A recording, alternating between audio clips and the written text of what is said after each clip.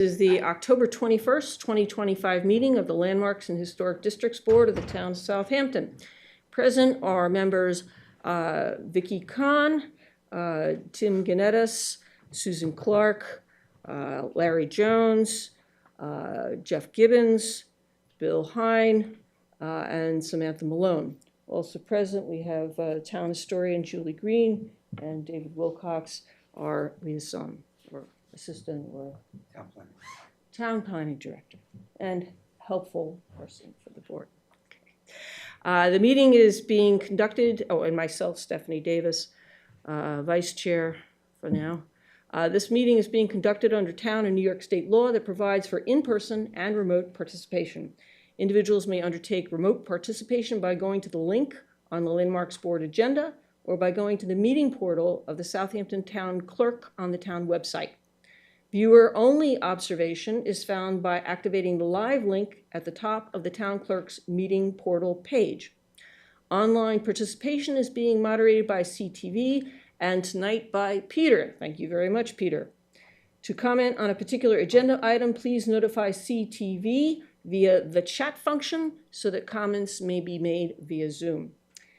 Commentators will need to provide name, agency if relevant, and a place of business or residence. Okay, so we have visitors here tonight, and actually the first item is to approve the September 16, 2025 minutes. The minutes were prepared by Renee. They were circulated to Ed and myself. Ed made some suggestions, after which I tidied them up and circulated them to the board. Does anybody have any further suggestions or changes, recommendations for the minutes? If not, can I have a motion they be approved? Second? Okay, all in favor? Aye. Okay, minutes are approved. I'll take care of them. All right. We have in attendance, let's see, probably the first one, the applicants for 144 Church Lane. Let's see. This is way down after 38 Vale. Would you like us to come up? Actually, what we'll do first is just talk about the application, and Ed had provided some comments on this particular application. This is application for proposed renovations for an AYB 1920 dwelling, converting the attic to office space, making some alterations to the roof area, adding a front porch, and extending the back deck. And let me see if I can pull this up. Okay, here's the construction application. Okay.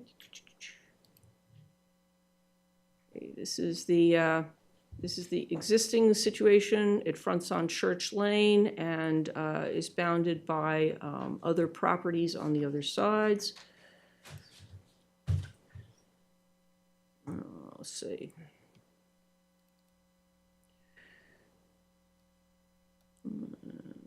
Scroll down till we can get to some photographs here. Please bear with me. This is all new for me. Nope. So this is the attic space that's going to be converted to office space. Let's see, what else do we have here? This is going to be the new elevation with the attic conversion. There's a dormer, I believe, being added to the second story. It's dormer. And way down. Okay. There's an existing picture of the dwelling. What Ed had to say was that the construction application is to add an expansive shed roof dormer to the existing attic space under a raised gable roof ridge to provide for added living space to the one-story cottage. This is a building recognized in the AKRF survey as a potential or as a historic resource. It's BHHD-117. Entry porch appears to be original to the construction of the house, which is about 1920. AYB of the house is 1922. The town permit records indicate a prior addition of a rear unroofed deck in 1992. Looks like the map information indicates that the house was not present in 1916, but it was observable on the 1930 and 1938 aerials, so that pretty much agrees with the AYB of the house. According to the information Ed unearthed, it was Susan B. Johnson who built the one-story structure at 144 Church Lane. She came from an affluent families from which she received multiple inheritances. And in her early career, she served as a part-time school nurse. Her circumstances allowed her leisure to spend several months each winter in the Carolinas during the 40s and 50s. And she lived in this house otherwise. After her ownership, there were multiple owners of no particular historic note. Ed notes that the neighborhood was the location of a fresh wave of building boom in the 1920s, and similar cottages once dominated the neighborhood. The cottages on adjoining properties have been modified, in one case demolished and replaced by a new home. He found that the proposed alteration of the original build is minimal in impact on the street view to provide the additional living space to accommodate contemporary expectations, and he felt it would not detract from the overall historical character of the Bridgehampton hamlet. So that is his summary of the proposed changes. Board members have anything else to say on this? Okay. Would the applicant like to speak? Not much more to add. Okay. Peter, is there anybody on Zoom who has an interest in speaking on this application? No one on Zoom. Thank you very much. I would go along with Ed's recommendation of not objecting to the proposed construction here. Will one of you be willing to write the response to this? Would you do it? Okay. Thank you very much, Vicki. Thank you. Okay.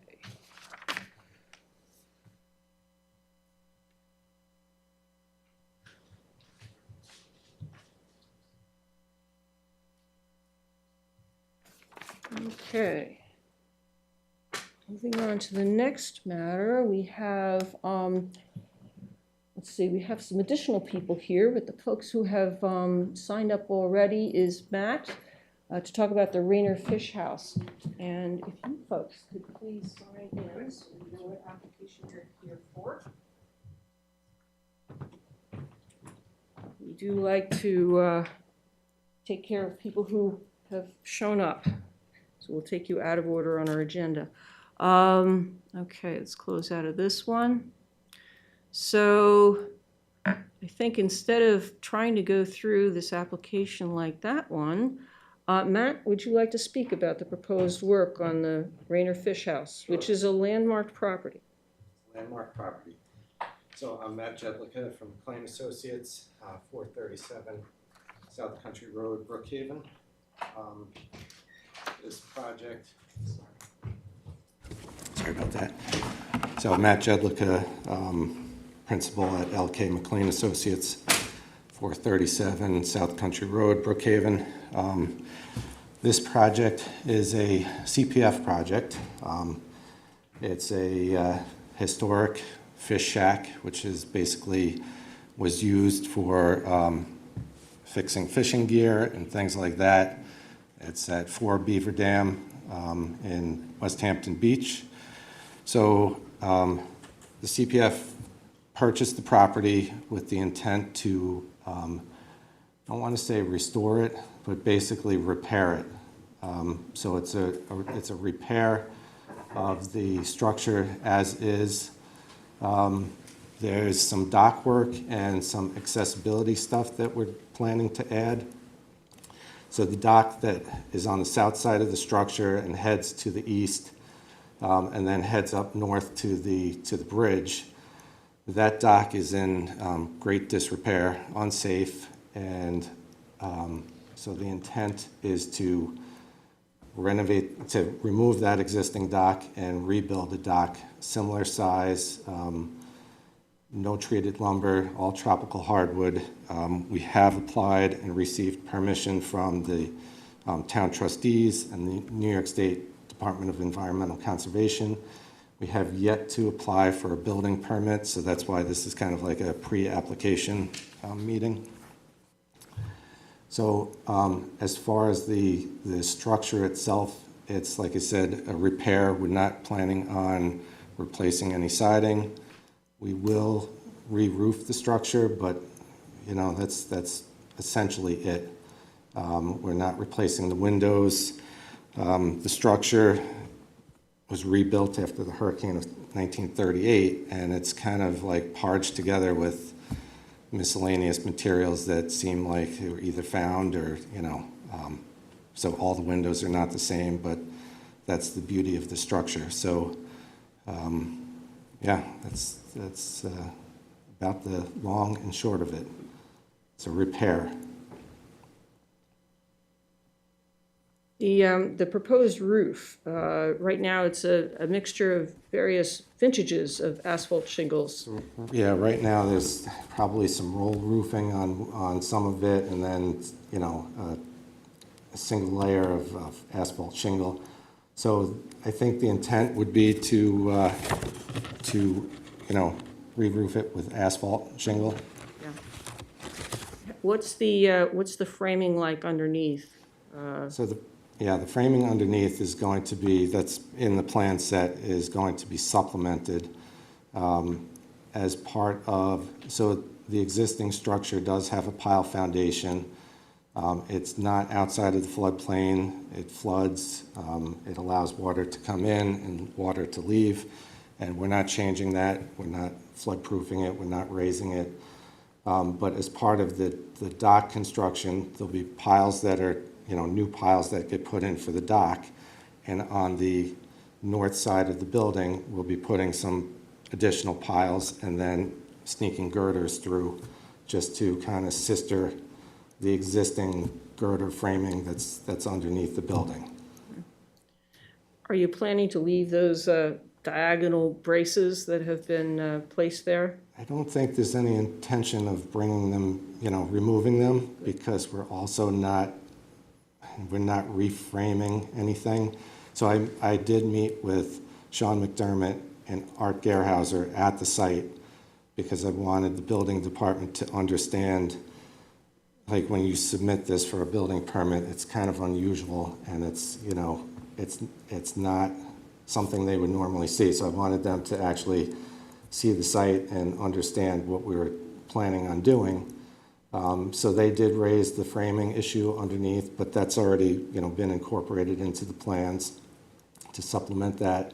There are, I don't want to call them collar ties, but there's basically, you know, 2-bys that come across at my head height, which kind of ties in with the framing of the wall.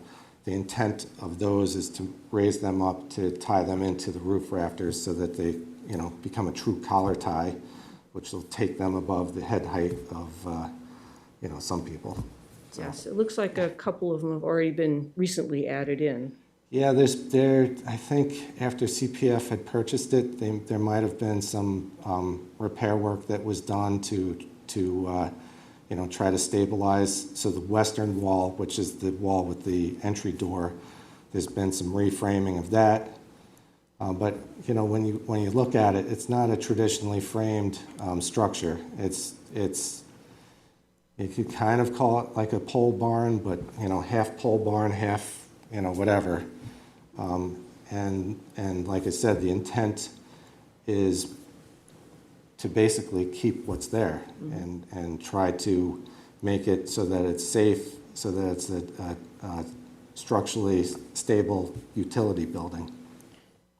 The roof rafters there look fairly widely spaced. They are, and we were not, and that was a discussion with the building department that, you know, that's lasted since 1939 with snow, and there's no intention of upgrading. So that was also the intent with the repair, is that we don't want to change the use classification, and we don't want to like invite basically a rebuilding of this building. We want to leave it the way it is, and those roof rafters, you know, they're 2x6, they're probably 3 feet on center or something like that, and it's, you know, hasn't collapsed and doesn't appear to have any signs of distress or anything like that. And it's been, like I said, it's been through an awful lot of snowstorms since 39. Is that space sheathing up on the roof? No. As far as the roof sheathing, Space, is it space? like a skip sheathing? Yeah, No, it's just, you know, it's just one by material. Or I don't know if it's tongue and groove, but it's not like a skip sheathing type thing. so that sheathing itself would be fairly weighty relative to, yeah. Yeah, but again, we're not recalculating any of the loads, and it's been that way for a long time. well, since they had asphalt on it, I was wondering if there was a layer of plywood or something in between the asphalt and that looks like old sheathing. So our intent, I'm not 100% sure, but our intent is to remove the asphalt shingles. If any of that sheathing has deteriorated, to replace it in kind with something very similar, and then re-roof it. You know, it was, I don't want to say it's all salvaged materials, but it, you know, again, the construction is very, very basic. Yeah. So the dock that you see in that photo, that section's going to be removed up until the section that turns west and heads towards the reeds. So that whole length there is a removal. So the section that goes to the west, that goes inland, that will be rebuilt. But the section from that point to the bridge will be removed. And then there's a proposed floating dock, because the CPF has been working with the Mauritius Bay project to try to have them as the stewards of the building, and they would like to have the ability to do some of their oyster growing and things like that. So that's why the dock reconstruction is important.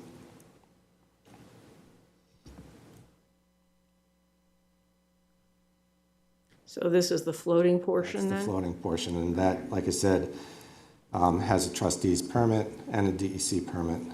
Oh, that's good. Yeah, and Army Corps. So all the environmental permits from outside agencies have been obtained. Okay. All right, so as of right now, this would be a new dock area or platform of some kind. Right, so This is new, that's a new ramp right? up to a platform that's in front of the door that'll allow, you know, handicapped accessibility Yep. into the structure. So that's the intent of that, and then And this is replacement. on the south side of the building, it ramps back down because we didn't elevate the dock itself to be the same height as the finished floor. Okay. So the dock is a little bit higher than what is currently there, but not the same elevation as the finished floor. So this is essentially a replacement. Yeah, it's This in the is a same exact replacement. spot, yes. And then I think these would be new as well here, Yeah, correct? probably the V section, but then, you know, where the V stops is, there is a dock that does return, or one. catwalk that returns to land at that location. So the section that juts out into Beaver Dam Creek, that is new. And then the gangway down to the floating dock, that's new.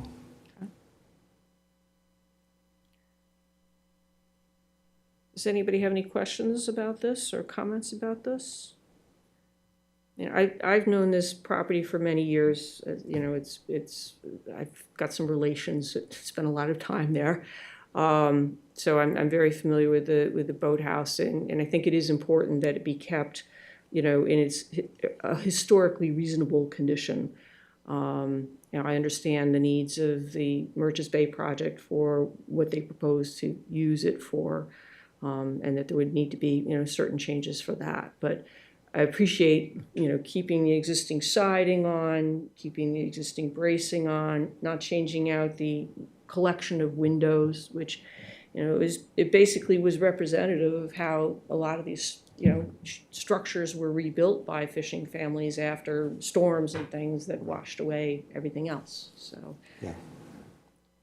so my understanding right now is this is just a conference to get our input, and that, you know, after you're done with the building department and the plans and you're set with what you want to do, you'll be back for the COA. So our plan is to, if there's any comment, to incorporate those comments into the plan set and then submit to the building department. If there's no comments, we will probably submit this set of plans to the building department, and then I'll come back to get the COA, you know, after the building department's done what they have to do. I would assume at that time, if the building department has made any additional requirements that affect the building, that we would be discussing. Right, so I think that was my intent, to have them come to the site, and when we discussed it, we discussed the change of use and what that would, you know, lead to as far as a code issue. And so we're steering away from changing the use of like a storage utility classification. So it might change things a little bit for the Mauritius Bay project, but we want to make sure that we don't want to have to rebuild it. We don't want to have to raise it. We don't want to have to add all the code compliant things that might come along with a change of use. Okay. So. With pile driving, you run into a bunch of hurdles that you have to get over with driving piles, I mean, with environmental issues? No, not necessarily. I mean, we currently have a job at in Montauk for the commercial fishing dock that we're driving piles. You have to get the permits, obviously, but you know, once you have the environmental permits, it's not an issue. It's all those piles will be tropical hardwood because of the ban on treated lumber here. But that is what it is. It's been like that for 20 years or so. But yeah, the pile installation operation, you know, usually goes pretty smoothly. There is the roof overhang, so we can't drive the piles, you know, too close to the building. We have to be out, so there'll be some cantilever structural stuff that we're doing for the dock, and then same thing with, you know, driving the piles outside of the footprint and then doing the girders underneath and kind of sliding those through. So you're thinking that those quasi-column, Sorry, your microphone. or just keep the walls spreading, and you don't rely that much on those outside, those diagonal supports on the edge? Well, I'm sure the diagonal supports were added, you know, for a reason. Maybe there was some sort of bow at some point in time, but there's a structural band that runs around, not at the top of the wall, but probably 7/8 of the way up, and that's where those ties are located. But if we put them on the roof rafters to minimize that spread, it should be doing the same thing, but just a little bit higher. All right. If there's no further comments, we'll look to see you again at a future meeting. Okay, See you thank later. you very much. Thank you. Thank you, everyone. Okay. So this. Okay, we now also have folks in the audience for 97 Fanning Avenue in Hampton Bays. That is this construction application. Where's 97 Fanning? Fourville.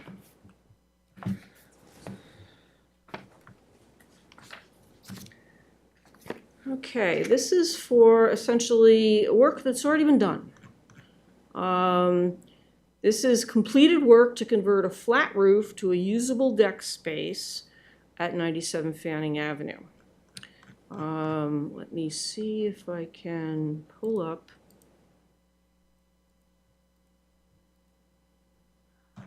Pain in the neck. There we go. There's a picture of the completed roof deck.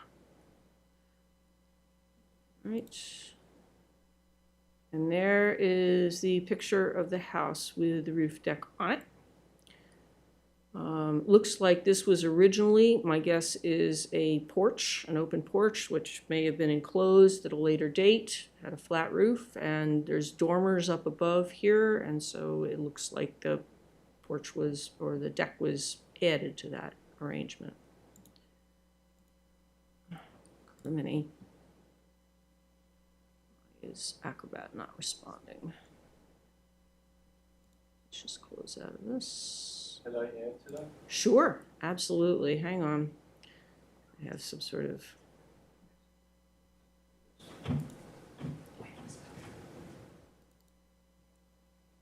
There we go. Just state your name and. Mark Saladino, Hampton Bays, 97 Fanning Avenue. Right. The room in the front was added in, I think it was 17. Okay. And with that, it was a sunroom. And it also included all the railings Okay. for, aesthetics. And then it was a few years later, just looking at a rubber roof, we put the roof deck up there. Okay. It's on top of it. It's not structural in any way. There's nothing. It's just sitting on the roof deck. Yeah. So, This is on the side of facing Fanning Avenue, or is it on the Correct. back side?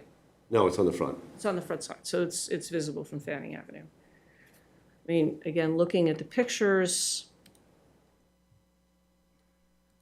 How long ago was that done? I was looking at the aerials, like a few years back. Yeah. 2018, maybe. Something like that. Yeah. Okay, that's, Yeah. just- But it was approved and everything was done as far as the railings were all approved. Everything was fine then.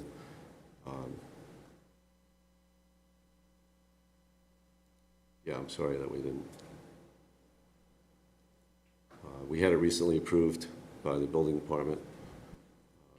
The inspector came over and looked at it and signed off. So when you look at the photos from up on the deck, there's no door leading to that roof deck? The window. You go out the window? It's a window. Okay. Do you plan on putting in a door, or is it too? No, it actually, looks like it's only too- about this high, so we Yeah, have. it looks fairly low. I'm tired of looking at the rubber roof. That was it? It's just, it's basically roof, it's roof cladding rather than a deck use, other than climbing out the window. It's very Parisian. This is for aesthetics. I mean, it's nicer to look at that with flowers than it is rubber. So you don't even use the deck, it's just visual, Couple of times, you know. right? So the railing, when was the railing put in? At the same time, it was approved with the building permit for the, For the deck? no, for the building Oh, itself. for the building itself. It was an addition. So really, the only change here then is the wood, or the, Physical, yes, yeah, the AZAC or whatever it is decking Yes, correct. on the surface of the roof. correct. Okay, well, there's nothing we can see here that's gonna, Yeah. I think, affect the historic value of this property. No. Anybody have any comments, questions? Okay. Thank you. Thank you very much. Yep. Let's see if I can close this. It's the program. The thing is possessed. Okay, I can do the response. thank you. Yep. Thank you very much. Okay.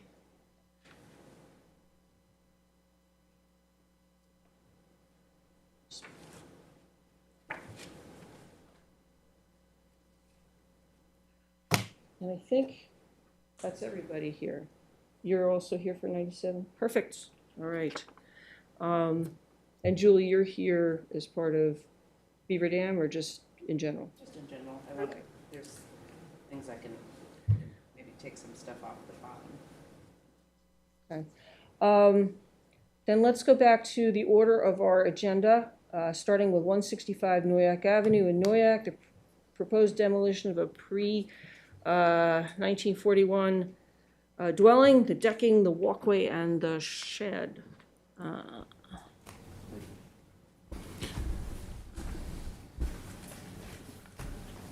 Okay.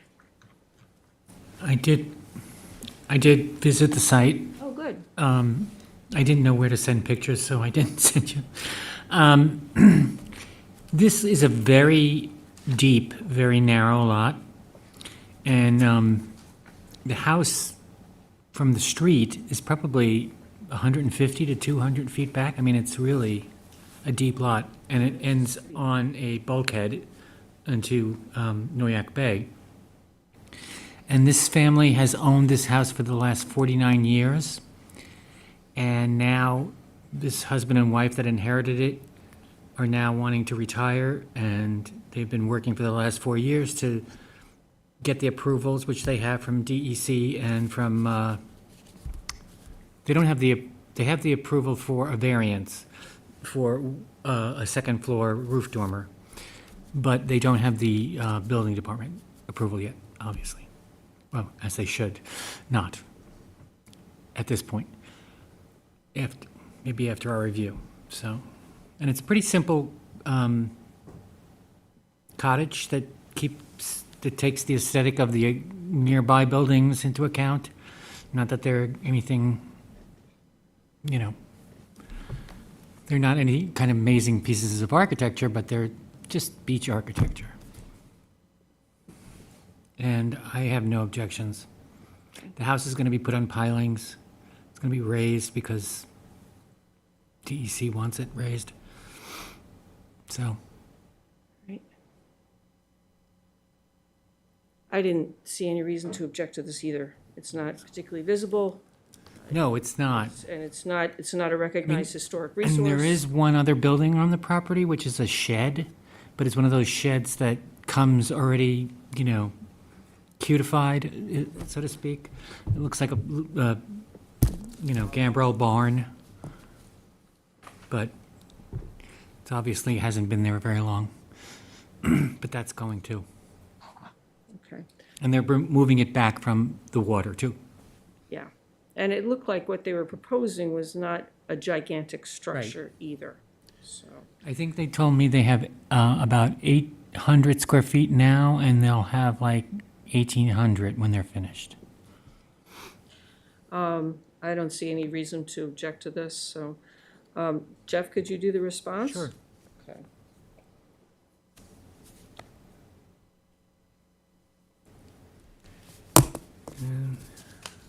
Okay.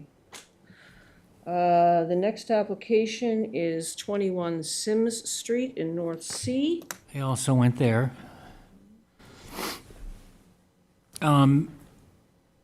It's an interesting little street. It's off of North Sea Mecox, and if you come, it bends around twice onto North Sea Mecox. If you come from one direction, you will not know who anybody is because numbers all face the other way. And I was coming from the other direction, so I was like, doesn't anybody on this street post their number? But when I got to the other end and came back, then I saw the numbers. It's actually a nice little cottage. I went there for their little yard sale. Oh, I noticed. I noticed there was a one of the outside lights. It said, "Restoration Hardware, $100." Yeah, it's a cute cottage. It looks like it's been remodeled Yeah. before. But the inside is not as exciting and nice looking as the outside. Charming. It looks like it has, prior It has additions. Quite a bit of property too. Yeah. That comes like, where you're standing to take that picture is like where most of the property is over there. It was the original cottage of that little subdivision. Yeah. It looks like this may be an addition on the back. There's that Yeah. little roof peeking over the top. Right. Yeah, there's like three there's the one piece and then a long piece this way and then a piece that way and then another piece of it. Proposed what they want to do? Yeah, if I can get there. My Adobe it's possessed tonight. I don't know what the problem is. I never have a problem with this. I couldn't get anything open because I never got my. I think they're just proposing another one-story residence, but it didn't look like the application had any actual plans for what. Yeah, scrolling back up. This is the interior. Yeah, I mean, it looks like they've already started, started to move bushes and packing and, yeah. Yeah. Ooh. Anyhow, Take your appetite away. it'll wake you up in the morning.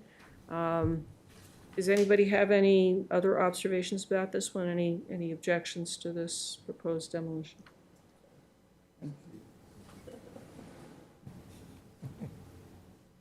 Jeff, could you also respond on this one?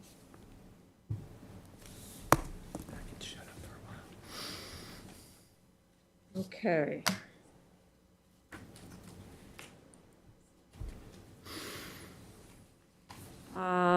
Okay, 12 Bishop Avenue is the next demolition application.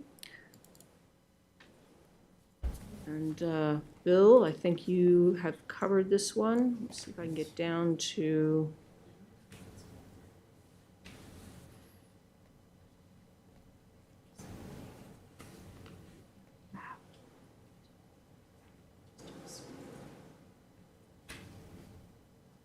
Okay.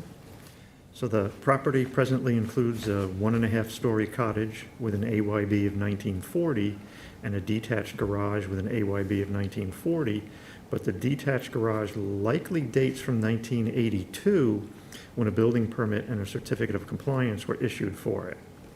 The cottage is visible from Bishop Avenue, although the garage is set back towards the rear of the property and is less visible. The application is proposed to demolish the cottage only, though when I spoke to the owner, she informed us that they're going to remove the detached garage as well.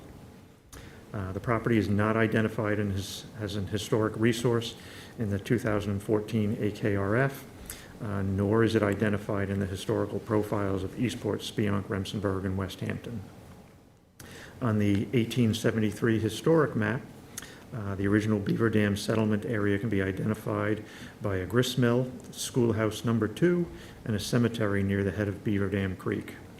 On the 1902 historic map, Bishop Avenue has been opened and is noted as a private road, and there are several residences evident along there, all belonging to the Bishop family members, who settled in the area of Beaver Dam, somewhat to the north of this property.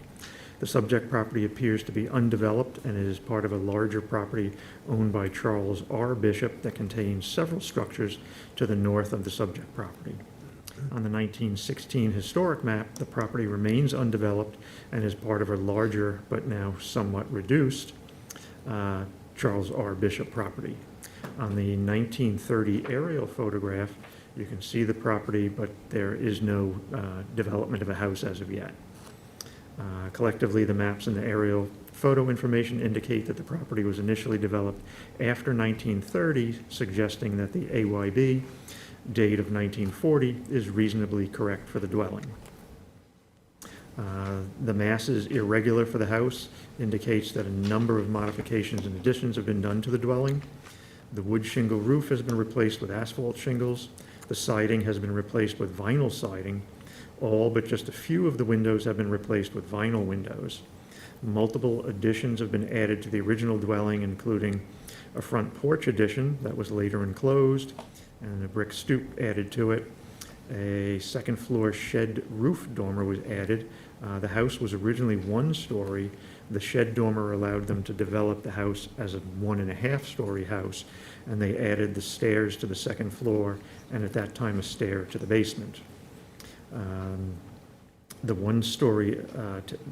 was a 1-story attached garage previously added to the house. that was then later converted to living space, which may have been why they added the garage in the back in 1982. There's a secondary rear addition was added as an entry off of the previous addition on the rear of the house. There's also a circular basement, which sort of confused me because it tends to be in older houses. We don't tend to find them in houses that are 1940, 1930s, 1940. It was a big sucker too. Yes, it was overly One large of the for when biggest you see circular the ones I think circular. I've seen. Yeah. Should have measured it, I didn't think about measuring. Yeah. And the framing around it looks like perhaps they dug that basement later and then just added piers and other beams in order to support the floor joists, having taken something out of the middle of the house. Yeah, you can see the curved basement It seems like nearly there. every one of these I've seen, Oh, wow. the circular basement was added later as a way to keep from having the walls try to cave in while you're building it. Yeah, there's another photo, one or two after this.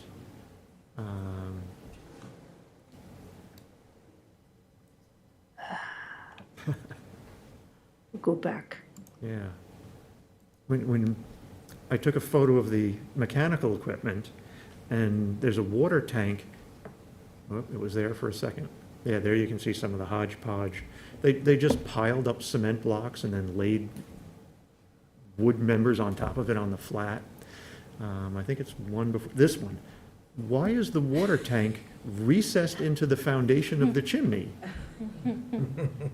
So my only thought was that perhaps there was a small basement here and they wanted to enlarge it.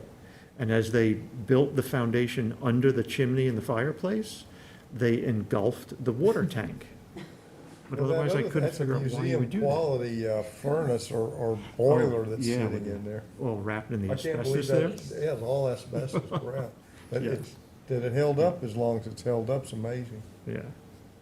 So the property does not appear to meet any of the criteria for consideration as a landmark. And I felt that the Landmarks Board should have no objection to the demolition application, as the dwelling has little or no historic fabric remaining on the exterior.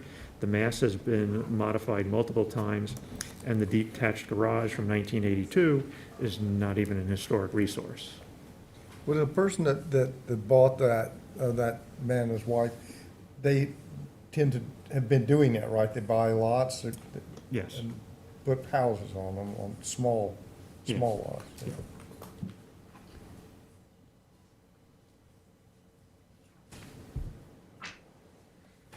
I see no reason to object to this. Anybody else have any? See everybody else shaking their head too. So I think, Bill, could you make the response on this one? Yes. Thank you.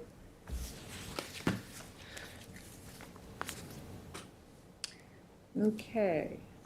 I come to 54 Hayground Road in Watermill.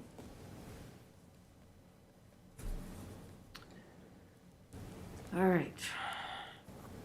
This was submitted as a demolition application, but it really is a construction application. It does involve some demolition. I think, Susan, you wrestled with this one. Yeah, and I will say it was.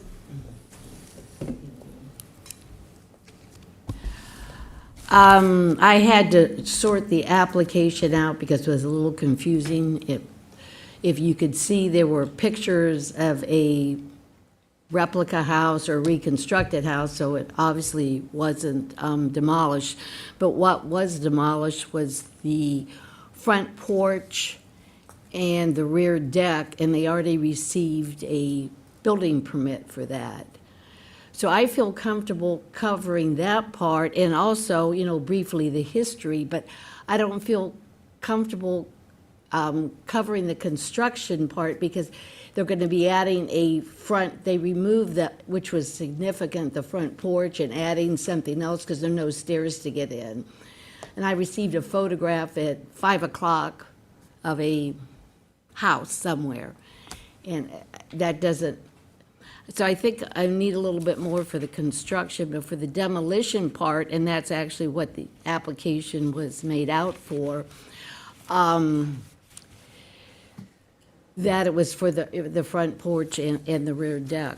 But going to the history, and I think Julie and a former member and Chair Sally Spanberg had done research on that. I ran across you being referenced in AKRF and the Hayground Heritage Area Report, because this is a very significant site and a significant structure in the Hayground area, because it's the former third Hayground schoolhouse that was formerly located up in the Commons area just to the north. And when a new school was being built in 1912, a Thomas Cale Jr. Purchased it. He was also, I saw later on, a school board trustee. He rolled it down and located it in this triangle of land next to his parents' house, which he had resided in.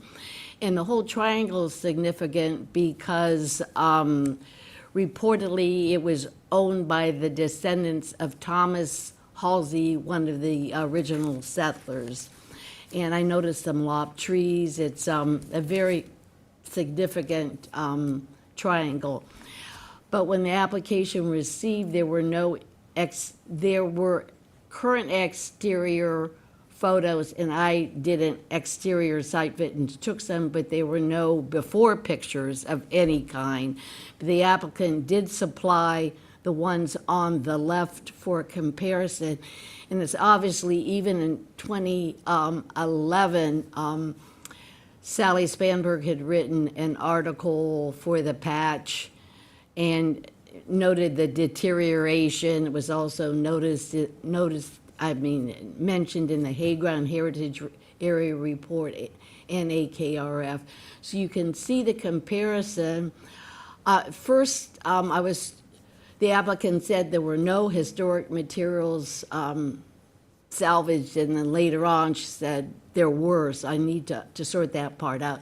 But you can see them, side by side, that it is pretty much the same, except if you notice on that bottom photo, that's Sally's on the left from that article. There were 6/6 windows, and a lot of those were replicated. New ones, I'm not sure what brand, because there are no architectural plans, no site plan, no elevations, no. But I can see there are 3 windows on the side, and before there were 4, and I haven't been back to, because I didn't have the original photos, to compare if there are any other changes for the construction part. But with that front porch removed, before I would feel comfortable doing the construction part, I would need to know, what it was being replaced with. The rear, not so much. So I guess based on how we often, looked at applications, since this is for work done and they've received the permit without sending to us for review, and I haven't quite figured that one out, but that we often proceed like how we might have suggested if it was before the work was done. So I would suggest objecting to the removal of the porch, and I realize it was deteriorated, but if we could have documented it, a replica porch even may have been something that happened. But I give the applicant credit for saving this structure. So that is a definite plus. So I don't want to do anything that's burdensome to the applicant, but you just need more than, I just feel you need something. If you see boxes that you need to check more than 1 or 2 boxes to put the whole application together. But for the demolition part, I would suggest that we object to the demolition of the front porch because we didn't get a chance to document it, but the rear deck, no objection. And then continue the construction when we get more.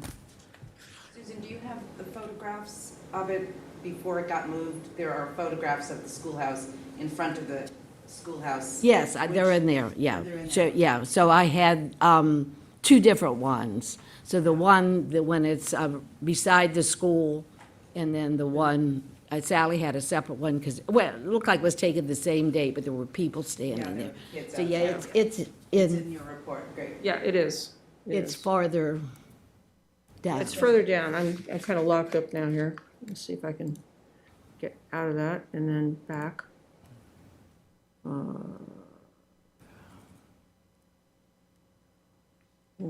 Just 54. a great shot of the fact that they were still in the old school while the Yeah. new one was being built behind.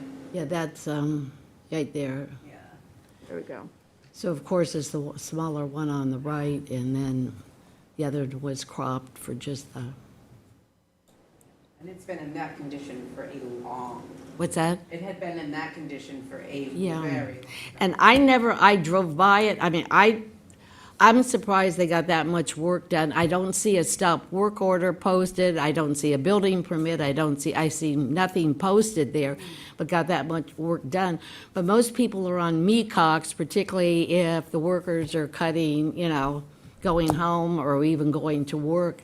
And that little section, I haven't been down it in ages, so I've never personally walked around it, which would have helped, but I've never seen it except from the car and the road before. So, I mean, what we have on deck right now is, it was, the box demolition application was checked. Yeah. But they already have a permit for the demolition of the Right, front so they- porch.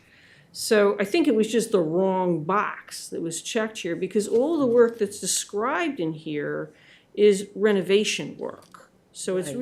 really a construction application. So I don't think we can, opine on the demolition at this point, other than to note that it would have Well- been good to be able to document and before they did the demolition. But I guess in my mind, what more information can we reasonably expect to get? It sounds like they don't have any plans for the work that they're doing. How are they going to get a building permit? Well, I that, guess the yes. question is, if they're, the only thing I saw in this is the electrical work that would require a permit. They did, I think, change window locations, and that should require. But they changed every window, Well, they locations changed the and, windows out, Yeah. but if you change the location, is my understanding, that's when Yeah. you need a permit, not just to replace a window. right. I thought if you, from what Bill said, if you, a certain percentage, you have to get a permit. If you have, if you replace a couple windows, you don't have to replace every window. Right, when the work starts to become substantial. Yeah. So I guess the question, maybe for the architects in the room here, is the level of work that's being done on this house require building plans that would include things like elevations? Well, if you're building a porch on the front of a recognized historic resource, I would just think that would require something Right, it's gonna require. besides a photograph of a mansion with brick stairs going up to it. Right, it's gonna require footings, somebody's gotta do the framing of it, and the building department's gonna issue a permit on it, so, yeah, I'd say I think definitely. she's picturing like a smaller type portico thing rather than replacing the whole porch. Yeah. But then, So that, in that case, then this application would be deemed incomplete because they did not submit plans showing, the existing and proposed elevations Okay. for the building, which is one of the things we need to understand. So we had listed this as pending on the agenda because it appeared that it was not complete. So I would suggest that we simply hold it over to the next meeting and go back to the applicant and request the plans and any further photographs that they may have of the pre-construction condition. Were you able to get inside the building to document the interior? no, I did not, and the reason I didn't, because there were stairs, it was padlocked, so, and I didn't have had not called for a site visit, which I think needs to be done before the next one. And about a month ago, I had a case of vertigo, and I really didn't think I would even ask for the site visit to go up those ladders. And that was picking up branches after the tree trimmers, but before the nor'easter. So anyways, I think it definitely needs a site visit, because from what her response today was that, oh yeah, the floors are original, ICB, their beams are left, there's framing left, but I'm not seeing any of that in the photographs that were included. The floors look like they had been refinished, but yeah, obviously there's a lot of other things that have been Well, if you want replaced. to go out again, I'll go out. Okay, with I will make, I okay. know that house. Okay, great. Okay, great. And I think the other thing is the way it sits is it's not that I would want to peek in a window, but you can't really see into the house. Unless you That's why we go would need inside. access to Okay, the great. interior. Schedule the site visit and I'll just let everybody know and, Yeah. okay, So we'll hold this application over to our Okay. November meeting, by which time you should be able to access, and they should hopefully be able to provide the plans that they're gonna need anyway for Okay. their building permit. okay, Okay, thank you. all right. Would you like to get back to Renee so that she can provide that information? Susan? Susan, Oh, pardon? would you like to get back to Renee and let her know? Yes, I will. Okay, Okay. thank you. Okay. Let's see, next application was 10 Hollow Lane in West Hampton. We already decided to pass on a full review. It sounded like it was an identical application to one we've previously reviewed. So that is taken care of. 19 Shore Road in Remsenburg. This is an application for which Bill is the architect. Okay, so I'll recuse myself and go outside for this one and the next one, 13 Basket Neck. Okay, and we will summon you back if we have questions or when we're done. Thank you, Bill. Okay. See if I can persuade this to.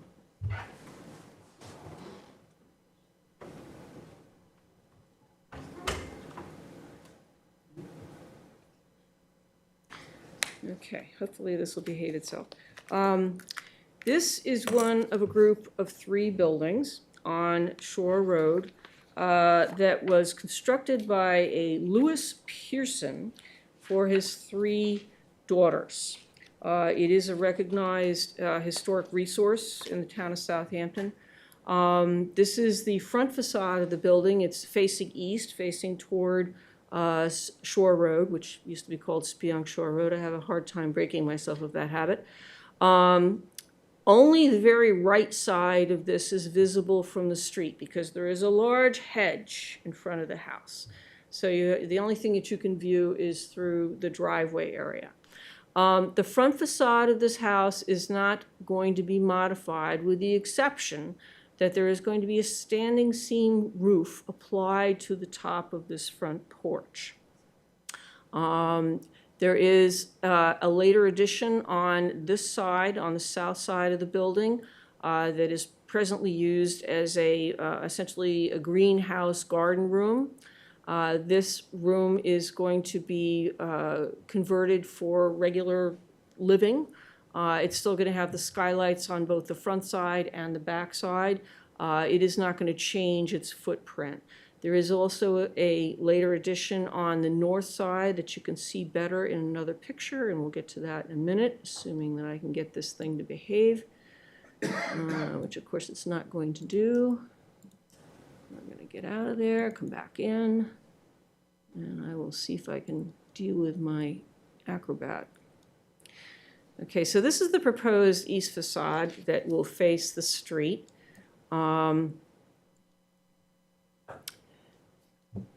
As you can see, there's really no change for the main original volume. What is the current breakfast room on the north end is going to be demolished and rebuilt a little bit larger than it is now. It's still going to have the windows that go all the way around it. as the windows will also go all the way around on the left side here on the south side of the building. This is the existing north side of the building. The changes that will occur here, including demolishing that breakfast room, which is where all the windows are at the first level, and expanding that a bit. There is also a non-operational chimney there that will be removed. And this is what it will look like when it gets redone. The windows are not going to change, other than the windows, obviously, on the breakfast room that's going to be rebuilt. There is also a little porch addition out the back that is also going to be enlarged slightly. You can't see it in the photograph above. Can't see it in the photograph above because my Acrobat is not working properly. Can't see it in the photograph above because there's a large shrub there. That shrub is obviously going to go away during the construction project. And the other thing that's going to happen here is there's going to be the new stoop out on the back. This is the back side of the building, not at all visible from any street or other public right-of-way. The porch on the left side there is going to be demolished and replaced with a slightly larger one. The garden room / greenhouse room on the south end, which is over to the right-hand side there, is going to be, again, rebuilt and enclosed as full living space. And this is what that will look like. Basically, the main volume is not going to change. The one thing I will note here is they are proposing standing seam roofs for over the breakfast room on the left-hand side there, over the little porch on the back, and also on the porch, the greenhouse room on the right-hand side there. These are the only things that are going to be different, significantly different from the existing construction. The existing other adjoining buildings that were built by the same gentleman or had been built by the same gentleman do not have these standing seam roofs. All right, so let's see if we can see any further things here before. These are pictures of the other two. This is a picture of the, its picture in the AKRF report. Right there, RS-16. And then this is a picture of Lewis Pearson from his obituary. He was a well-known banker in New York City. He was also a big mover and shaker in the West Hampton Beach community, very involved in quite a lot of local organizations. The families lived generally in Brooklyn or Manhattan during the wintertime and summered out here. So the three daughters summered down on Shore Road in Remsenburg, and the parents lived in West Hampton Beach in a rather large house there. So I have no objection to the proposed work. I think the only thing that would be better from a historic preservation standpoint is to replace the existing roofing on those porches in kind, and rather than with the standing seam roofs. And I think Bill was also in favor of that. It's his client that was driving the standing seam roofs, and perhaps the contractor as well. So what you'll be able to see from the drive, that one area is this new northern. You'll be able to see the, see if I can pull it up again. That will be a focal point. Yeah, you'll be able to see, criminy, this is just driving me nuts. I don't know what the problem is. Program. Oh, there it is. It seems to me, I have a question, so the second story roof is going to be replaced with a new cedar shingle? Yes. Yes. But all in the kind. lower, yeah. All the lower roofs are going to be And the this is the standing client seam roofs. request? They're not particularly, they have enough slope on them that they could be either asphalt or cedar shingle without a problem, at least according to my conversations with Bill. They don't have to be something else. But the client wanted the standing seam? I think it's some pleasant combination of the client and the contractor. And just for full disclosure here, the contractor that's going to be working on this is the same contractor who did work on my mom's house a couple of years ago, so I'm kind of familiar with his mode of operation. And not a surprise that he's proposing this kind of roofing. I see. Well, it seems to me like if you went, if you were going with a standing seam roof, do a true standing seam roof that's a little more period than the kind you'd buy from the lumberyard today that snaps together.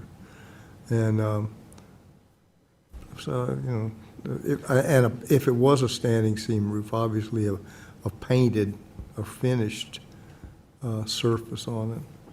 Yeah, the thing is that none of the other, of the three houses here, none of them have a standing seam roof. Oh, actually, this is the, one of the other houses. There's three of them here. See if I can get down to the last one. This is not 19 Shore Road. This is actually a mislabeled in the AKRF report. This is actually one of the other sisters' houses here. And then I can come back out and pull in again and go right to the bottom. You can see the third house. That's one of the houses.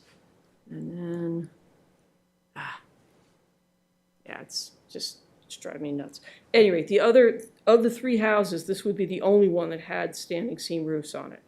And if we were to try to establish some sort of thematic, historic district around these houses and perhaps some of the other houses in Remsenburg that were built in the 1920s, it just wasn't something that was used at that time. So it's just not, in my mind, historically appropriate for these houses in this community.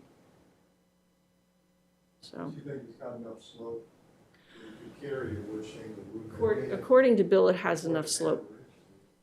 Yeah. And didn't seem to be any indication of deterioration or leaking or anything from those roofs. So, all right.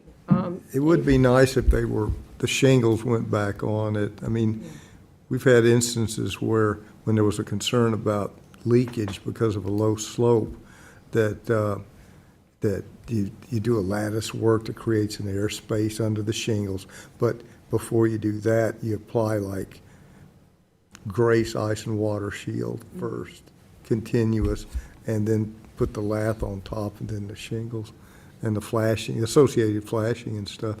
And they last just fine. Yeah. But, so. Okay. Does anybody else have any further comments on this one? Any questions for Bill? And Peter, I keep meaning to ask, is anybody in the audience raising their hand on any of these? No one's been on Zoom this meeting so far. Okay, thank you. All right, I will make the response on that one.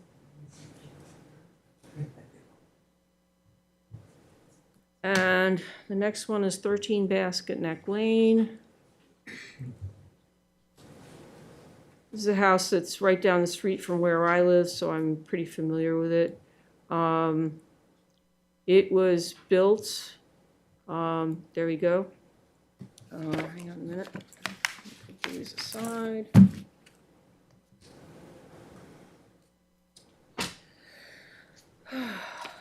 Okay, this is an AYB 1901 dwelling that is a recognized historic resource. It's RS 25 in the town's survey. And then I provided a bit of a summary for this. It was constructed as a summer home somewhere after 1902 when it wasn't there, and by 1916 when it was there. That I was able to find some newspaper clippings that referred to its construction, it was definitely had been built by 1911. So it's probably a circa 1910 building. It was originally built for a lawyer by the name of Albert E. Siebert. And they basically had a home in the city, and they built a cottage out here. This area, this whole general area, was known as Remsenburg's cottage colony for the summer. And there was a lot of reports of, people arriving for the summer and their various goings-on, and then when they closed up their house and they went back to the city. Albert Siebert and his wife had 3 children, 2 of whom remained in the area after Albert's death. Albert was apparently, he was a lecturer and big on the some religion movement, and there's reports of him actually preaching at our local church on occasion. After Albert passed, his wife, we believe, stayed there, but the 2 people who remained were his son, Ormond Siebert, who married Alexandra Joyce, and then his brother, King Siebert. Both Ormond and King Siebert are buried in the Remsenburg Cemetery. They both remain locally. When I was a kid growing up, Dr. Siebert, who lived in this house, was still with us. The little shed in the back was where he had his practice. He was an osteopathic physician. So it remained in the Siebert family until sometime in the 1980s when it left the family. After it left the family, it's had additional owners since that time. And of course, this is pain in the neck. All right. This is what the house looks like today. It looked quite a bit different when it was actually photographed for the 2014 survey. It was yellow at the time. It had asbestos shingles on it at the time. It had green trim. It was quite distinctive. And an owner after this time has considerably changed it. All the windows, with the exception of one, have been replaced. Let's see, this is the front of it now. It's more of a shingle style house with white trim, kind of looks more copacetic with our local area. But all of the windows, with perhaps that one exception, and then I think there's one in the back as well, have been replaced. Let's see if I can scroll down. Okay, so this is what's proposed. There's an addition proposed on the south side. By the way, this is the side that faces Basket Neck Lane. It's pretty visible from the street. The north side is also visible from the adjoining Nickerson Lane. This addition will be visible from the street side, but there's really no other changes proposed for the facade on this side other than removal of the brick chimney. Oh, please, don't send me a report.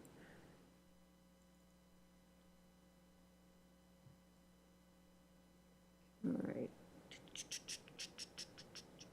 All right.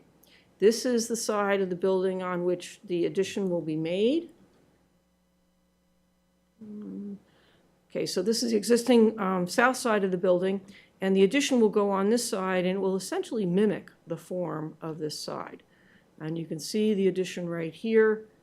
This is the main volume underneath.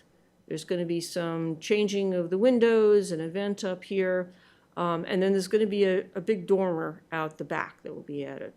A little porch over here on this side, a little porch out the back. This is the back of the house. This house, the back, is not at all visible from any of the surrounding streets. It's fenced and it's got a big hedge around it. You just simply can't see it. Very plain in the back. A little tiny dormer up here that may have an original window. This is definitely an original window. It's got wavy glass in it. The other windows have been replacements, and they're kind of oddly spaced on this volume. All right, let's see if I can get this down. No, it's not responding. Close it up, open it again. And let's see if we can get down to there quickly. Okay, so here's what's proposed for the back of the house. Oh, criminy. There we go. Here's your extension on the south side, addition on the south side. Here are the two new dormers on the back, which essentially mimic the dormers in the front. The existing upper dormer here is going to be enlarged somewhat.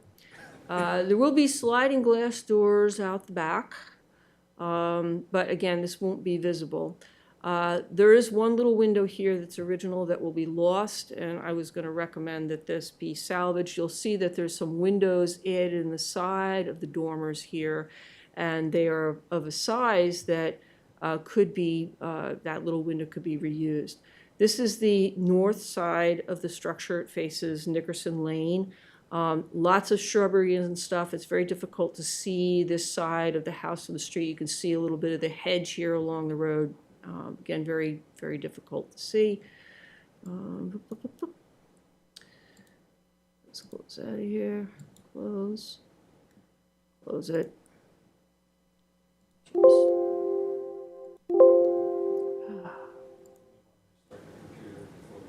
Yeah, I think that's probably not a bad idea. This is just crazy. I never have this problem.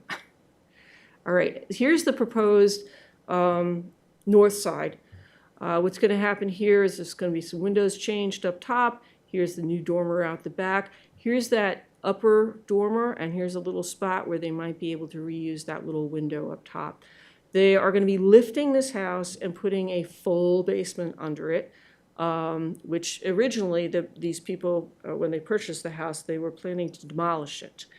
Because they wanted a big basement so they could have the gym and all the stuff underneath, and Bill has convinced them to keep the house and simply to lift it. This will be the exterior access to the basement, so you will see this from the side to the extent that it's not obstructed by fencing and hedging and everything else. So I have no objection to the proposed revisions on this. That the building has been modified previously. Again, I think all but 2 or 3 of the windows have been replaced. And I think actually the addition proposed on the south side, I think enhances the appearance of that side and the back of the building. So I have no objections. Does anybody else have any comments, objections? Yeah, I think so. I think people will be happy with it. All right, I think I'm going to take your suggestion and try to reboot this. And let me take a few minutes. Just get out of here.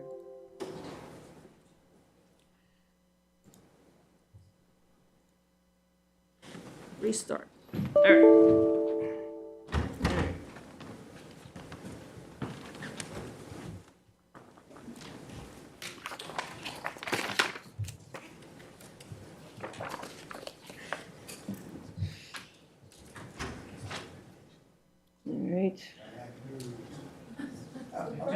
The computer. We had to reboot the computer.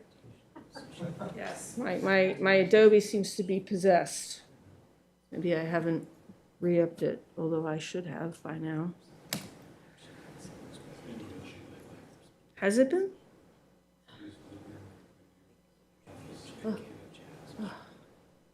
I've used it for years. I've used it at work. I've used it at home. Now I purchased it, and I've just never had this kind of problem before. Oh, I hope. Oh, yeah. Well, the one problem here, I'm on Windows 10, and this computer is so old I cannot update it. Oh, well, that's underway, but it hasn't happened yet. Yeah, I know.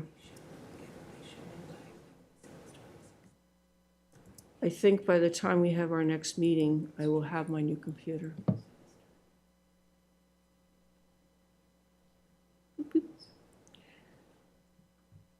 Okay, the next application is for 50 East Tiana Road in Hampton Bays. It's a proposed addition to a detached garage.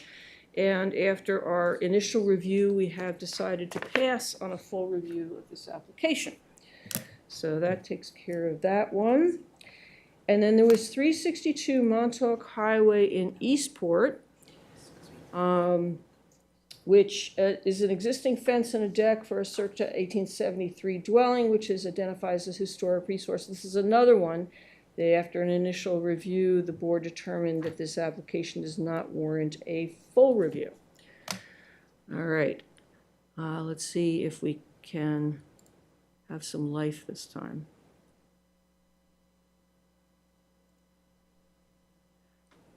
The next one after that is 57 Hampton Road in Noyak, which is a construction application.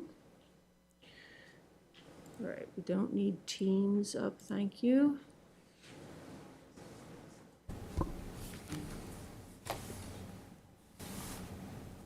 So, I did go by this one also.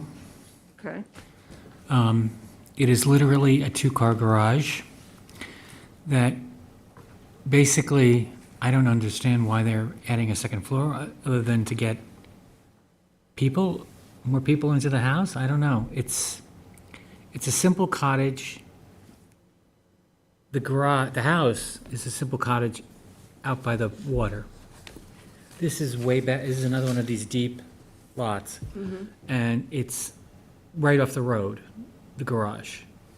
So it'll be in your face as you drive down this, not a very busy street. I mean, it's in Pine Neck, so all those streets go like into each other and do all kinds of things that you can get lost in.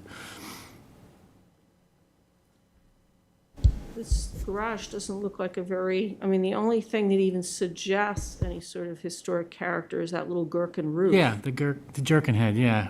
Yeah. There is one on the main cottage. So, yeah, but you couldn't tell, it's all, asbestos shingle and vinyl.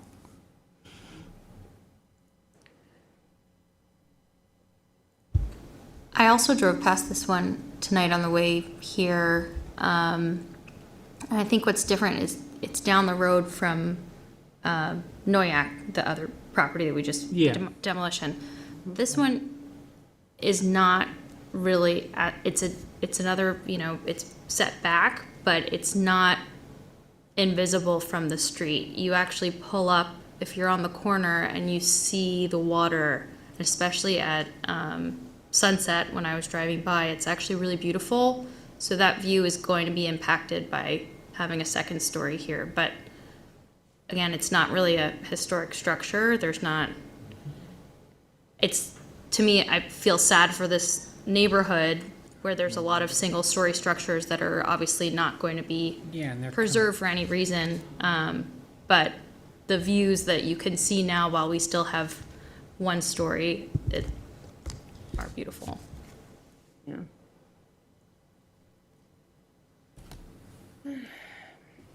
The door to the garage there that you see on the right was open. So I went in, I opened it. I didn't go in, I just opened it and looked in. It's all finished inside, but it's got a ton of junk in there. All the walls and the ceiling are beaded board. And it's got this fancy fan up with the garage door opener. I don't know. I saw was somebody well connected out here, let's put it that way. Yes, it's Ed Burke Jr. Yeah. Okay. Well, it's a garage. All right.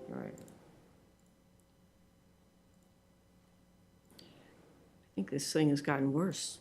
And really, for the second floor, it's not a full second floor. It's a like a Cape Cod roof. But one side, they're getting a variance for zoning.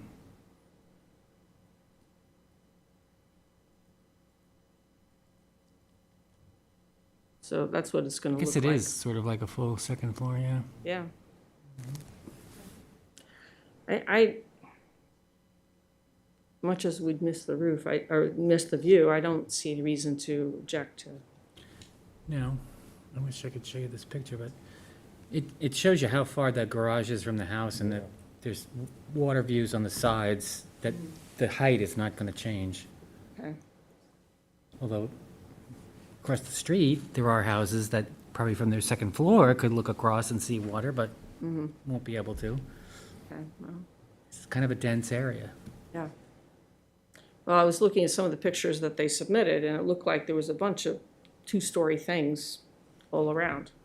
Yeah, I mean, every time I go down there, there's another house that's been whipped down and new ones going in. It's a real turnover. All right. Do we have any objection to this proposed? Do you want to object? No objection, I wish we could save the one story, you know, all the little cottages up there, but I don't see any historic value to this garage or, Yeah, I don't even the know if change. it's original to the house. Yeah. Jeff, could you do the response?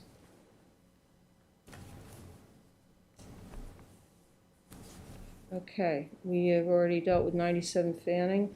38 Vale Avenue.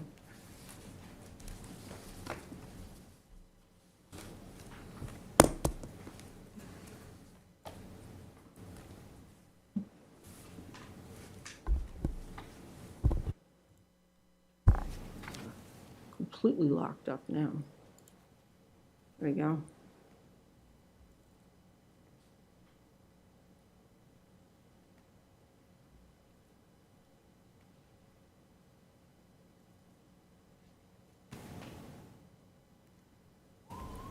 Right. Okay.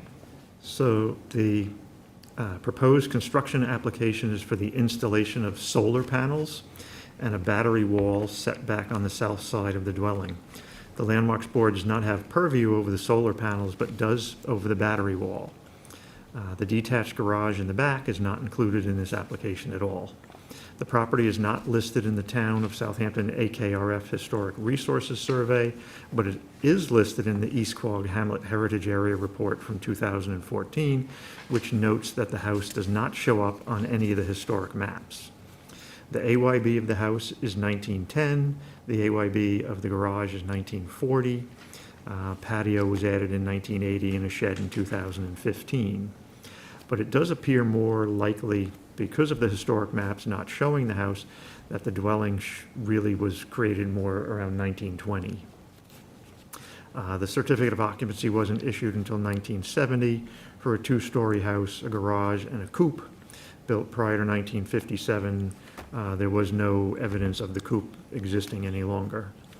The 1873 map indicates that no structures exist in the immediate area at that time, and Vale Avenue had not yet been created. The 1902 map indicates that no structures exist in the immediate area at that time again, and the property now appears to be owned by David A. Vale. The 1916 map indicates again no structures, and it's still owned by David A. Vale. The East Quogue Hamlet Heritage Area Report lists this as number 115, and they just call it house. I guess they didn't have any personages to link it to, and they consider it to have been constructed in 1920. What they noted was this home was a 1.5-story vernacular farmhouse with a gable roof that was enlarged with engaged shed dormers at each side. The home has a central brick chimney, cedar shingle siding, an asphalt roof, 2/2 double-hung windows with wood storm panels throughout. A single shed roof entry porch is supported by turned columns. The house is not shown on any of the historic maps, and therefore the 1910 construction date shown in the town records appears inaccurate. A circa 1920 construction date appears more likely. The subject building may be considered as a landmark under the town code, depending on the age of the front and rear shed dormers. If they pre-exist 1941 and have some historic context to them, but if they came in the 60s or 70s, then they've changed the mass of the house enough that I don't know if it would be considered as a landmark. All of the exterior of the house appears to be in very good and serviceable condition, and much of it's historic, and much of it is of historic interest and value. The shingle siding has recently been replaced. There's a little bit of siding to do on the front porch, which is currently being renovated. The original true divided 2/2 wood double-hung windows with wavy glass and the wooden storm sashes are all in excellent condition and have just recently all been restored. The covered front entry porch is currently being restored. The 2 second-floor engaged shed dormers are previous additions, but it's unknown if they were built prior to or after 1941. There are also 2 rear wings that also are prior additions with unknown construction dates. The covered front porch may also have been a previous addition. It's hard to tell as well. The Landmarks and Historics Board should have no objection to the proposed battery wall installation. It's on the left side of the house, about 10 feet behind the electric meter. It's off of the driveway, and the owner reported that he's going to create some vegetation to hide both the electric meter and this battery wall behind it. And the battery wall is all of 30 inches by 42 inches by 8 inches deep. It's not, when you say wall, you kind of think maybe it's a lot. It's really just a panel that hangs on the wall. It's smaller than the windows on that side of the house. So I had no objection to it. And Bill, even though we don't have purview over the solar panels, I think you noted that the solar panels on this side of the house, the front side of the house, are going to go on the top of that dormer, so they're not necessarily going to be particularly visible from the street. Yeah, even at the street, you couldn't really see any of the shingles that are up there. Typically, the solar panels do stick up a little bit, but again, it's such a high and flat pitch shed dormer. I don't really think it's going to do any damage to the look of the house historically. And it matches the dormer on the back, so again, when you're in the backyard, you'll have to go back quite a ways before you see the solar panels. I don't see any reason to object to the battery wall. And it's really nice to see that somebody is taking very good care of their historic home. Yep. Bill, do you think it was moved there? That I don't know. It could have been. Yeah, just curious with the wavy glass and Right, that maybe it was somewhere else. yeah. And then somehow shifted to this lot Maybe when they subdivided all the properties. Yeah, that could be. Because I do know that, they moved Yeah. a Tiana Life Saving cottage is right down the road or up the road. Yeah. Yeah. It's moved. Okay.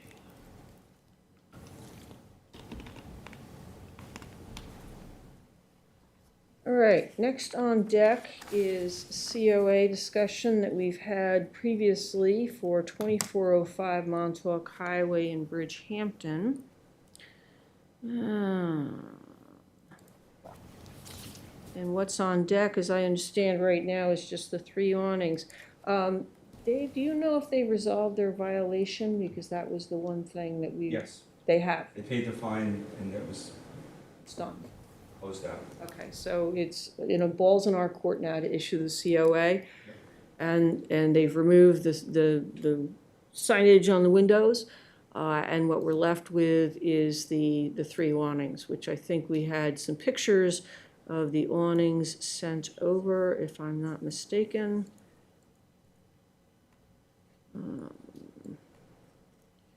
Yes, there's some graphics showing what they're going to look like. And let's see if I can zoom in here.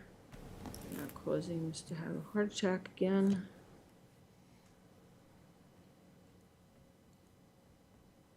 So, and I think Ed previously circulated some other pictures showing awnings in the Bridgehampton Historical District that were similar to this one.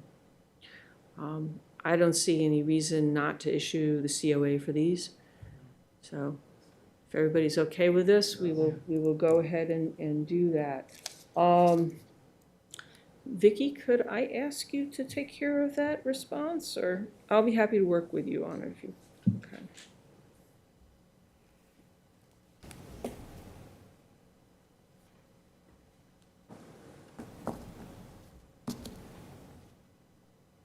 Okay, and then we've addressed 4 Beaver Dam Lane, and then we, I think you need a reso on that COA. oh, okay. Let's see if I can formulate something here.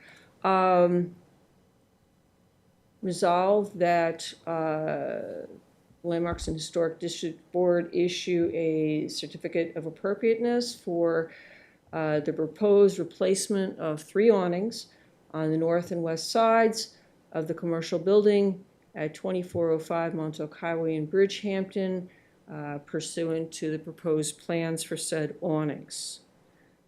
Do we have a proposal? Move? Second? Everybody in favor, or all in favor, say aye. Any objections? Okay. We'll have to do a reso. We'll work on that. And then we addressed 4 Beaver Dam Lane in West Hampton that we will see again. And then there's 2422 Montauk Highway in Bridgehampton. Let's see if we can close out of this one. Come on. All right. You don't wanna...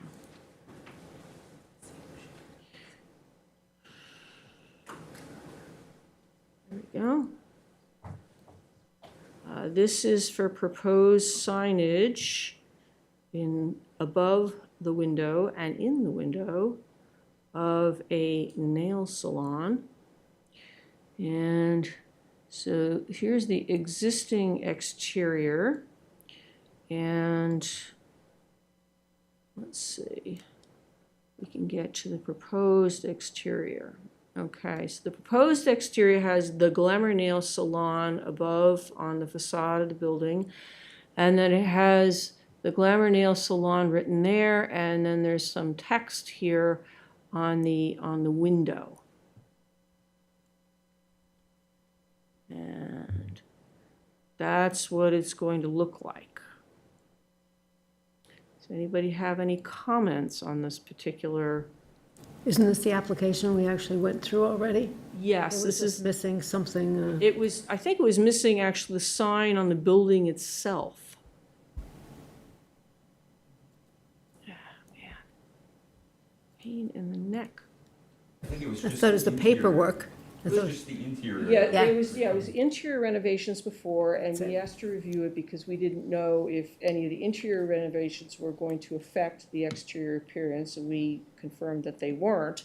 But now this is for the signage, which obviously does affect the exterior appearance. Are those just letters, or is it a physical square sign?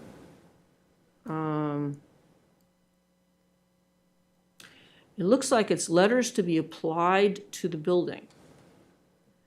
And then there's a sign that's going to be applied to the glass, and then there's, it looks like a list of services to be applied to the glass here.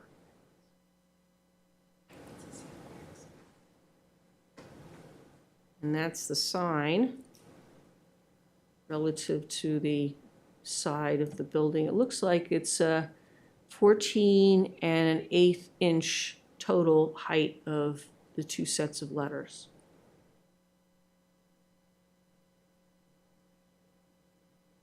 Does anybody have any comments on this? Line is about 7 inches high. Each line is 6 1/4 inches high, and there's 1 inch and 5/8 in between them. Or, is that, am I reading that right? Yeah, it's 1 inch and 5/8, it looks like, between them, between the 2 lines. So basically, the total sign height is going to be something like this, a little over a foot. Not very large. Is that other one that seemed to have so much verbiage? Hang on a minute. This is, I'm gonna have to open this again. Are you talking about the next door neighbor? Oh, that, yeah. Yeah, there's one next door that is not the subject of this application. Okay. Yeah, so this is this existing hair salon, which we've already looked at the hair salon, and then this is the nail salon, which it looks like the sign height for each sets of 2 lines is about the same. So, I didn't see any indication of lighting on it. either absence or presence of lighting. Well, that's, yeah. I don't think that there is. I didn't see anything in here that's going to suggest. Here's what it says. Anchorage will be reviewed and signed off by engineer record. Anchorage, talking about anchorage of the sign. Yeah, I didn't see anything here suggesting wood material, 1 1/8 inch thickness, painted black with an Arial font. About as basic as you can get. Does anybody have any issues with this proposed sign? Okay. We're gonna need a reso for this then. So the resolution would read, the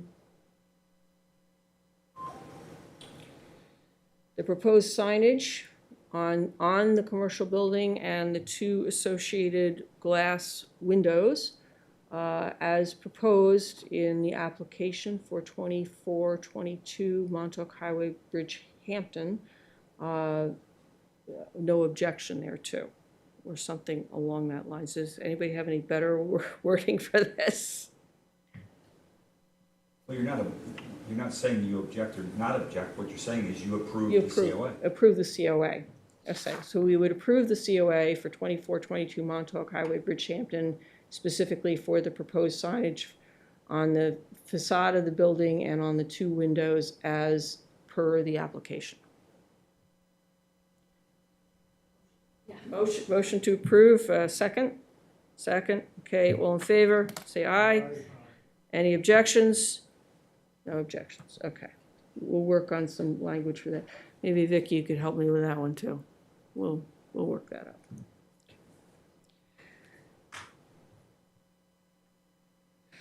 Okay, next on deck are 2, come on.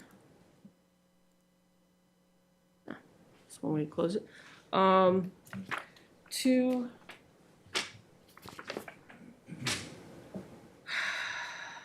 landmark applications. The one on top is for 53 Foster Avenue in Hampton Bays. This is submitted by Amy Paradise on behalf of the Hampton Bays Historical and Preservation Society. And it's for 53 Foster Avenue in Hampton Bays. There's a lot of information been submitted with this application, including copies of deeds, information about the construction of the house, but there have been no photographs submitted, and there's really not a comprehensive narrative of the history of the property.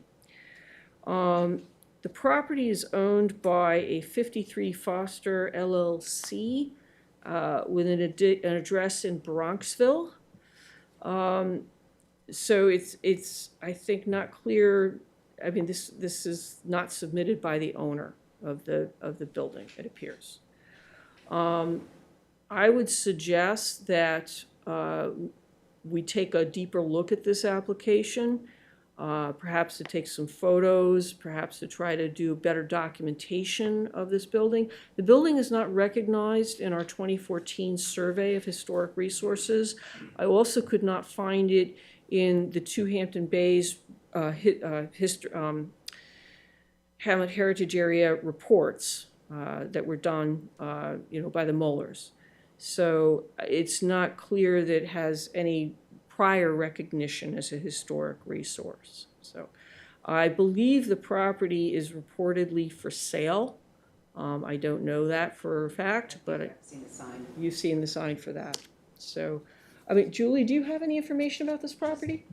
Just from Amy herself has spoken about it, that it had gone up for sale, that it is a very old structure that has been somewhat modified, but may have been built from like a shipwreck, some of those type of things, but nothing specific to, but she may or may not be related to the family that, Yeah, Amy may be related? yeah, I think it's all Foster and, Okay. yeah. think she descends from. Is she lives related in to a the, landmarked home. is she related to the or to I the don't- owner? I don't think so, not Okay. anymore. All right, But she may have been related to somebody that lived in it previously. okay, I could be wrong on that, but she lives in the Rookery, Rookery, okay, which is landmarked on the opposite corner of Lynn and Shinnecock. okay. Okay. Which I think was built by the Skidmore family. Yeah.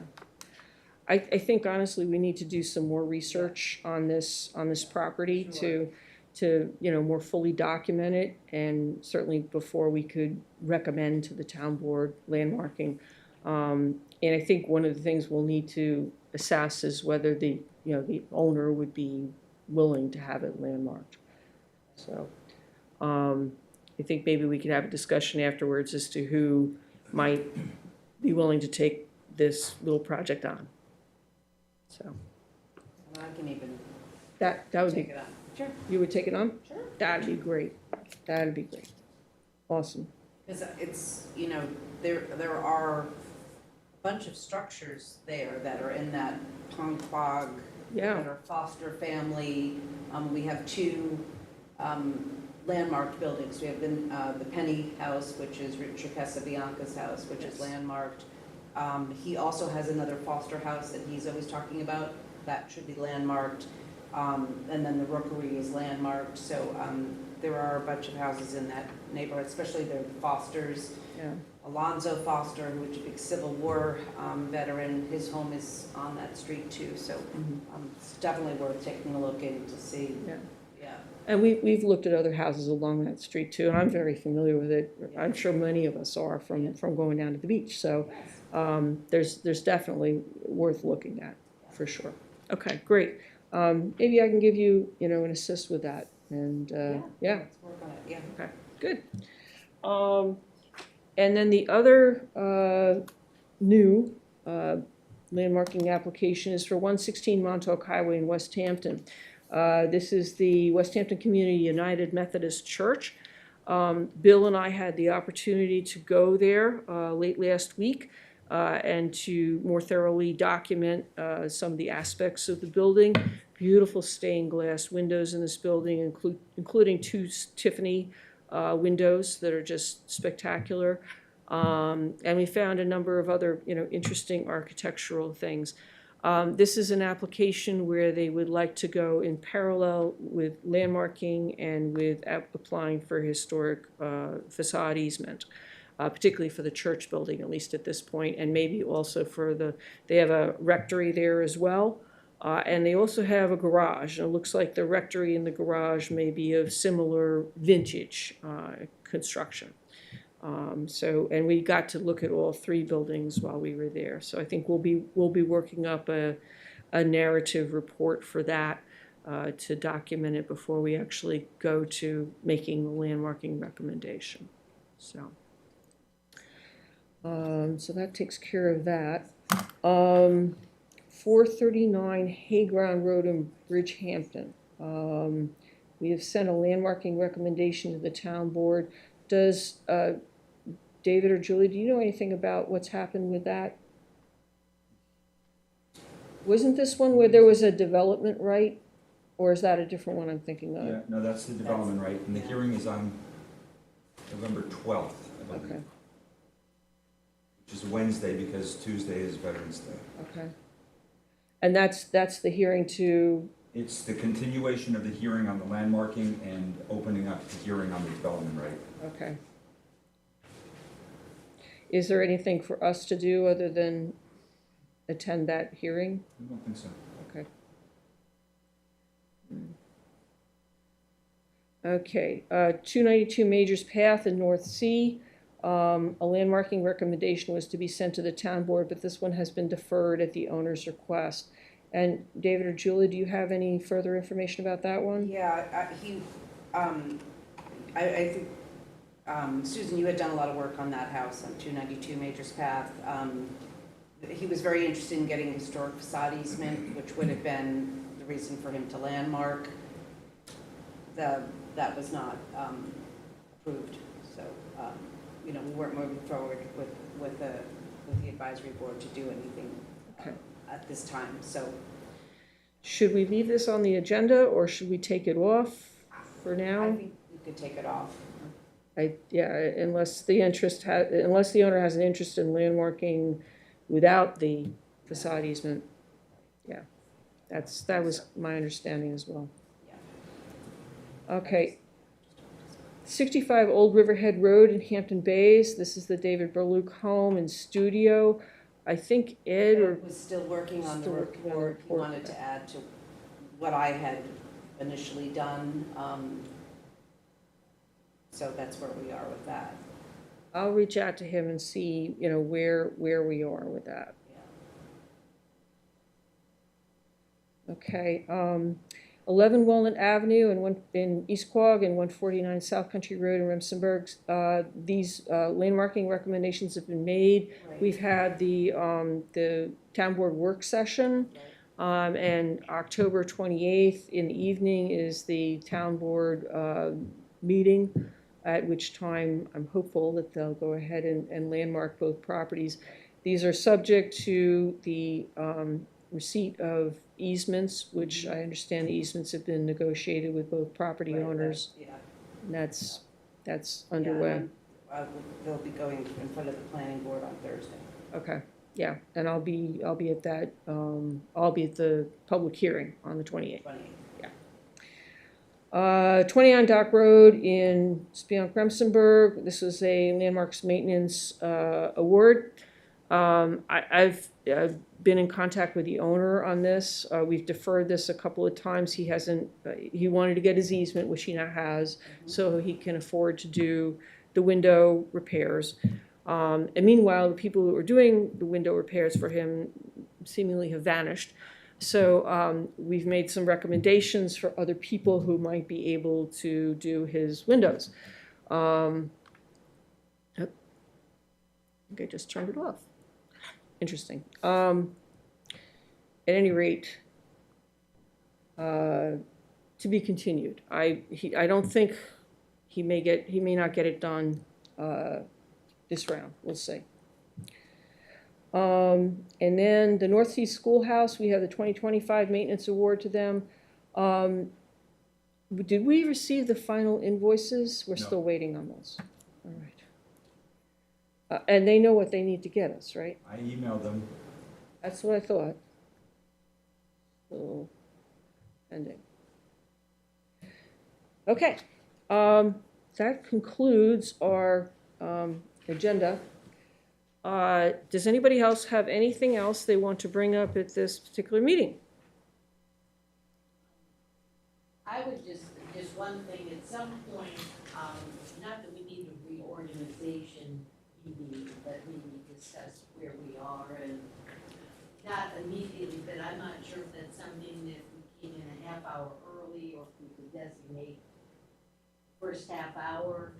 It seemed like it may be time to discuss not just areas, but how we're going to Well, do we want to get close? through the workload. Yes. Do we want to close this meeting, which is a public meeting, and just essentially go into executive session and discuss this informally? Okay. All right. So, Peter, this concludes the meeting, and our next meeting will be November 18th, 2025.